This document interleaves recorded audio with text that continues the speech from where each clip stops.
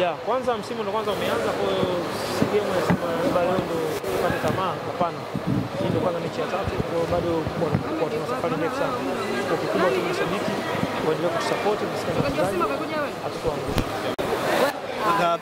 Poleni kwa mchezo, matokeo hayakuwa rafiki kwa upande wenu. Mchezo ulikuwaje dakika 90 mpaka unatamatika? Shukrani jambo. Ya, mchezo ulikuwa mzuri kwa sababu tumecheza na timu kubwa na mchezo ulikuwa mzuri na kidogo ulikuwa tough ila kwa sisi kama wachezaji wetu. Kwa kuna mazuri yetu ambayo tumefanya na kuna mabaya mistake ambazo ndio tumezitumia. Kwa mwalimu kama mwalimu naamini ataliona hilo na ataweza kulifanya kazi. Ukitazama namna ambavyo mmecheza, ugumu hasa ulikuwa sehemu gani kwa upande wa wapinzani wenu? Hapana, mchezo ulikuwa mzuri, haukuwa ngumu kwa uwepo, kwa hiyo mchezo unakuwa hamna wasa mzuri na Simba na ligi ndio imekwenda kuanza hivi. Malengo yenu makubwa yako wapi kwa wakati huu? Kwanza malengo ya timu yakitimia naamini na ndio mchezaji mmoja ndio utafuata. Malengo ya timu kwanza ni kufika top 4. Kwa hiyo ndio kwanza game ya 3. Kwa hiyo ni bado ndio kwanza nini ile si bado sana asubuhi. Kwa hiyo muda bado. Yeah.